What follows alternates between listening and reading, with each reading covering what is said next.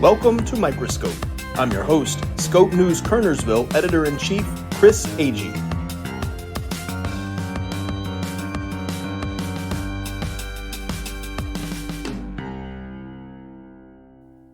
Well, we've got a great show today, but first, this episode is brought to you by Scope News Kernersville.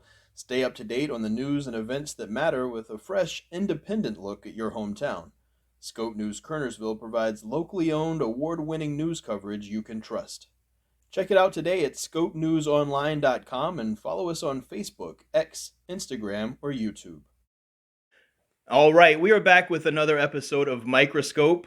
Today I am excited to chat with Christina Parrish, a very talented artist whose murals you can spot in various locations around Kernersville and who has an event coming up in May that I think a lot of locals are going to want to hear about. So, welcome to the podcast, Christina. Hey. Before we get into some of the projects you're working on right now, can we talk just briefly about how you got to this point? What are some of the earliest memories you have about art, whether it's an interest in creating it or, realizing that you had a talent that you wanted to explore? Of course. I am from Savannah. I grew up in Savannah. I was born in Louisiana. I've always loved art growing up. I kind of just took every art course that was offered to me. I never really figured out that I could monetize it until I got to be an adult in my 30s. I went to an all-girls Catholic high school, and they had about 4 or 5 art classes, and I took everything that was offered to them. And then I went to Georgia Southern for my undergrad and channeled that into a master's in art education. And then I taught for about 11 or 12 years after that. Okay. Mm-hmm. But when it comes to like art and talent, I never really looked at, and I still don't really look at myself as talented. I really think art is accessible to everyone. Mm-hmm. Like if you want to learn it and you put your mind to it, you can pretty much make whatever you want to. And that's kind of how I've always seen art. Yeah, that's encouraging to somebody like me who obviously has no inherent talent. I've drawn these comic strips for several years now, and I can look back and see that through trial and error, it's gotten marginally better. So that is encouraging to know to people. You don't have to be a professional artist to get better at it. So you were a teacher for quite a while. Yes. Was that obviously? I spent 1 year as a teacher, and that was enough for me to realize it wasn't for me. How is that rewarding to you, and what did that contribute to your own future? Well, I loved being a teacher. Or I loved teaching. I hated being a teacher. So all the extra. So like I loved my students and I loved watching them learn, and it was just everything that comes with the field of education that caused me to kind of swerve and change my mind. But I'm still kind of like, I don't want to say 1 foot in, 1 foot out. I'm still in, I guess, mural education. Mm-hmm. Like I still want to educate others on the processes of art. But I just don't want all the extra stuff that I'm sure you've learned about that comes with the field of education. Sure. So let's talk mural education then. That's great. That works perfectly into where I was going to go next. I've got questions about murals, and you're the person to talk to. So let's start with the definition. Obviously, graffiti is art on a wall, but I don't think most people would consider that a mural necessarily. First of all, murals are usually done with permission, but aside from that, what is it that sets a mural apart from just anything artistic on a wall? Well, I mean, it can be. Okay. I guess it depends on your own personal definition of that. Just like diving into the definition of art, everyone's going to see it a little differently. Mm-hmm. Graffiti has its place, and it has its place in time, and it's still has its place. Like if you're talking about the difference between like tags and graffiti art and someone who's just learning how to tag versus someone who's practiced in it. There's artists in our area that do graffiti styles, and it doesn't mean that they are not doing illegally and also getting paid for it because they are so good. So the definition of like mural versus graffiti can be a little muddy, but for me, if you're talking about a mural, I would say anything paint directly on the wall with nothing in between it. but if you're going to like the nitpicky, what is art, mural art versus graffiti, then it kind of gets into that like discussion, like fine art versus low art. What Sure. would you consider worth money, and what would you consider lower than that? Right. Well, I'm with you. Which I I've been don't, blown yeah. away by graffiti that I've seen all over this country. So yeah, there's definitely talent in all of that. Yeah, I don't really have like a strong negative opinion towards graffiti unless it's like someone that is clearly tagging Sure. a location that is someone else's. Hmm. That being said, like I've gotten paid to cover graffiti art in the past, Hmm. which is not saying like my art is better than that art. It's just like I'm executing a job. That was the job that I was paid to do, and it's not a slight on what I was covering. It's just the money aspect of the career, you know. And it's the look that the owner of that property is going for. So, Correct. yeah, and I imagine most of your work is done in consultation with clients. Is that right? Correct.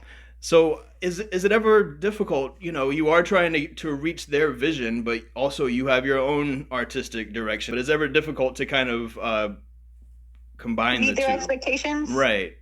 Yeah, well, it can be. And that's where like I've kind of figured out my process, because there's when you don't know how to hire a mural artist, which is probably the case for the majority of the public, you kind of have to educate your client in what you are willing to do for them and to put forward for the price that you are worth. Which it took me a while to figure out that process. To kind of figure out what I wanted to do and what I wanted to give people. Because if you don't place limitations on it, then it's like, but wait, I want this, but wait, I want this, Hmm. and I want extra here.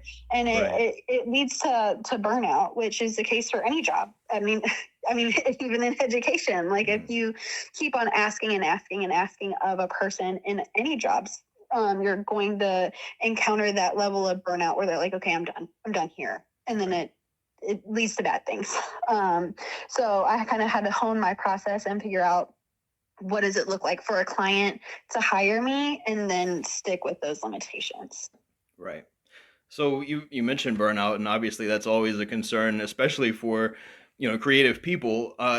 Is there how how do you continue to tap into that creativity? Is there a time of day, like a particular place or activity that sparks it, or does it hit you at random? How do you? Um, Well, I am a mom of three, 6 and under. So right now Hmm. I am limited to being creative at nap time and after bedtime around Sure. 7 to 8 p.m.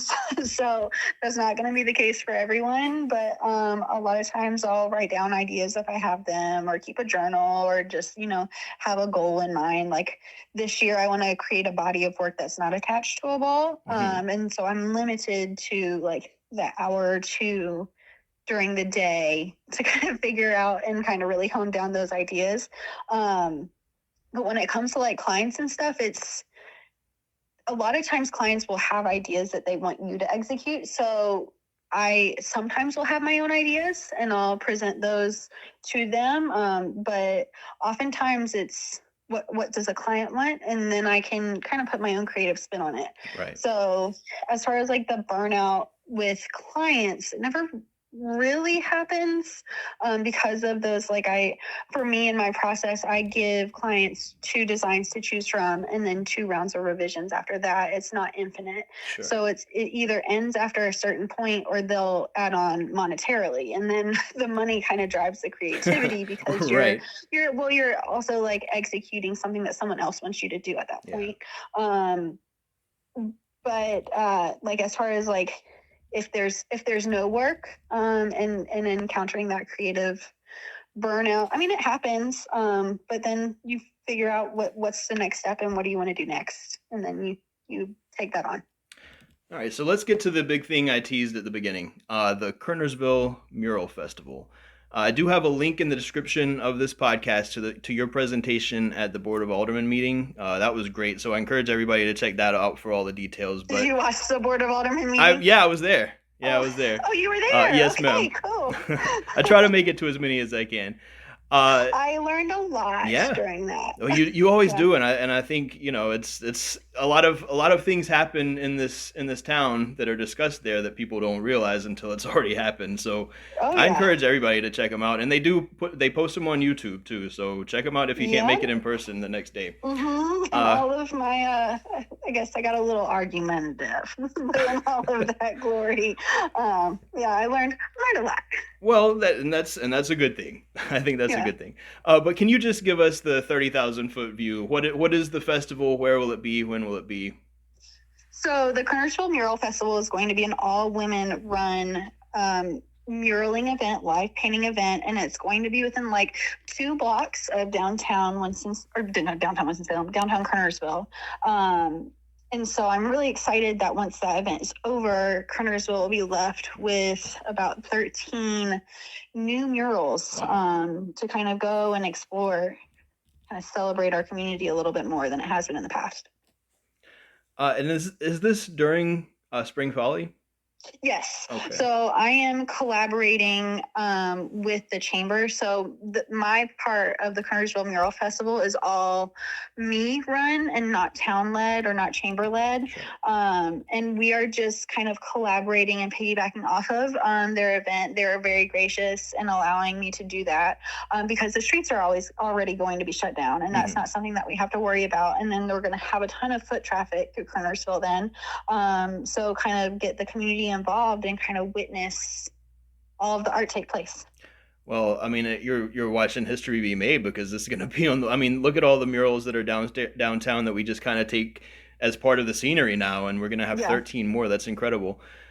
So with these 13, do you think that's going to have a long term impact on downtown Kernersville? Just the way that we see murals, and do you think there will be more murals added to it from here? Well, I would hope so.